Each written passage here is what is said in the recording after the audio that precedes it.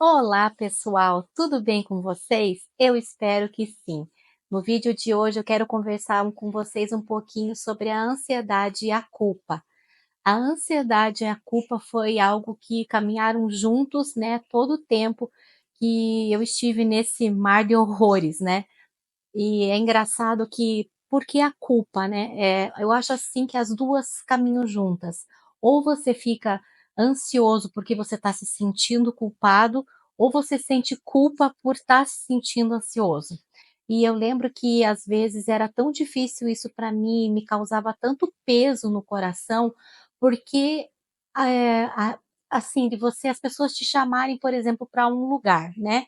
Na época em que eu estava com a síndrome do pânico, a ansiedade e tal, que era difícil até de sair de casa, agora a fobia, e por conta das coisas que eu sentia, então eu evitava sair, né.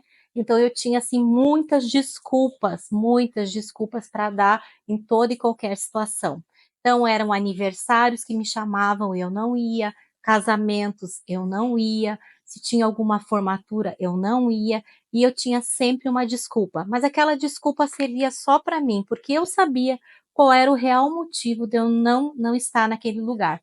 E eu lembro, assim, que uma coisa que me trazia, que era muito forte, eu percebia que cada vez mais eu estava me isolando, né, da família, de amigos. Eu nunca fui de ter muitos amigos, mas os poucos que eu tinha, eu lembro que eu acabei me afastando, mas por conta de não conseguir fazer as coisas mais como eu fazia antes.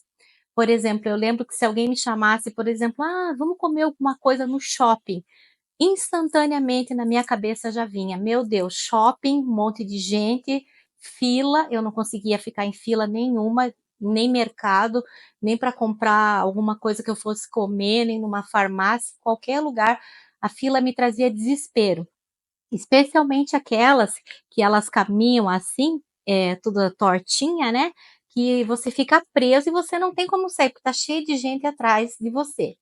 Até comentar com vocês que eu lembro que na Americana é uma loja que eu gosto muito até hoje, mas por conta dessas filas assim, né, de curvinha que você fica preso ali e não é fácil de sair de mercado, a mesma coisa, principalmente de caixa rápido, que você tem aquelas filas. Eu lembro que eu não ia de jeito nenhum, eu ficava com as mãos geladas, a minha perna tremia e parecia já que o lugar estava ficando assim esquisito, como se eu estivesse dentro de um filme. Eu falei: "Ixi, agora vou ter crise, né?". Então eu lembro que eu comecei a evitar tudo que pudesse me fazer pensar que eu ia ter uma crise. Na verdade, quando você tem a ansiedade do jeito que eu tinha, e eu sei que muitas pessoas estão passando por isso hoje, ela te paralisa, né, ela deixa você assim você fica com tanto medo de ter de novo a crise, que você começa a se esconder e a dar desculpa, e o sentimento de culpa é muito grande. E eu lembro que para mim era difícil, porque depois, quando eu tinha as crianças e chamavam para aniversários e tals, era complicado, porque eu pensava nos meus filhos, né, aí dependendo do lugar até eu ia, né, mas só Deus sabe como eu ficava, mas é a sensação de culpa. O que eu quero conversar com vocês, que na época que eu comecei a ficar livre das coisas, que eu consegui começar a enfrentar, né, as coisas que eu tinha medo, e não existe outro caminho, né, você tem que enfrentar. Eu lembro que a culpa era uma das coisas que foi mais difícil, parecia que eu não me perdoava pelas coisas que eu estava passando, é como se eu mesma fosse culpada disso tudo. Hoje em dia eu sei que não, né, hoje em dia eu sei que você tem um limite mental para as coisas, né, um limite emocional para as coisas, e que infelizmente a gente não aprendeu, a gente não ensinam a gente se conhecer, né, saber que todo mundo tem um limite para tudo, né. Eu aprendi isso a duras penas. Hoje em dia, eu tomo muito cuidado quando eu vejo que eu estou sobrecarregada emocionalmente com alguma coisa, com alguma situação ou com alguém, eu me afasto. Me afasto, pondero, oro, peço para Deus me ajudar, me dar discernimento naquela situação. Vou fazer uma coisa diferente para que eu possa me afastar daquilo e poder pensar de uma maneira diferente o que está acontecendo comigo. Porque senão você entra num ciclo como se você tivesse sempre culpa das coisas, né, do que está acontecendo ou deixando de acontecer. Então olhe com carinho para você, que foi o que eu comecei a fazer naquela época, né, que eu comecei a ver: "Não, eu não sou culpada disso, né, e se eu não posso ir nesse lugar agora, o que que eu posso fazer? Nada". Então eu comecei, além, né, claro, de fazer a respiração diafragmática, que eu tenho um vídeo, né, que fala sobre isso, que ensina como faz, e você pode usar não só essa, mas tem várias respirações que eles ensinam no YouTube que pode ajudar vocês, que é relacionado a você cortar a crise de ansiedade. Então, isso era uma coisa que me ajudava muito, e as dicas que eu dei no vídeo anterior, como você prestar atenção no local que você está, sentir alguma coisa, você conversar com alguém, prestar atenção na roupa da pessoa. Então, são algumas coisas que você pode fazer e pode te ajudar também, né. Em relação à culpa, o que que eu fazia?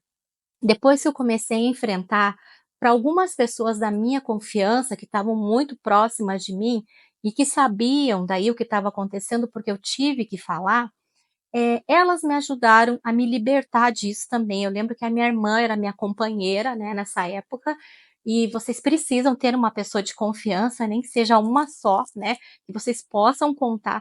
Como eu saía, assim, muito pouco, né, eu lembro que quando ela me chamava para ir para as coisas, eu dizia: "Olha, você sabe o que eu estou passando, né, e que é difícil para mim ir nesse lugar e que tem fila", e eu lembro que ela me tranquilizava, ela dizia: "Não se preocupa", no começo, né, eu vou na fila e você espera. Então, quando a gente ia em alguma loja, ela entrava na fila e eu ficava fazendo outra coisa. Ou eu brincava ficava com as crianças, alguma coisa assim, enquanto ela ia pagar.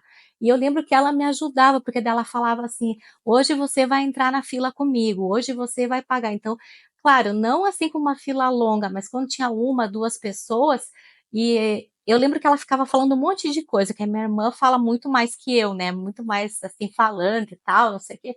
E eu lembro que o jeito dela me ajudava, porque aí ela ficava falando um monte de coisa, e eu me distraía com ela, e daí quando eu via já tinha pago e eu já estava bem e tudo mais. Claro que teve várias vezes, né, gente, que as pessoas acham assim, que tudo é um passe de mágica, e não é, não é. Tem vezes que eu fui na fila e eu não consegui fazer? Teve várias vezes. Tive recaída? Tive, muitas vezes. Então, assim, mas tudo faz parte do processo, né.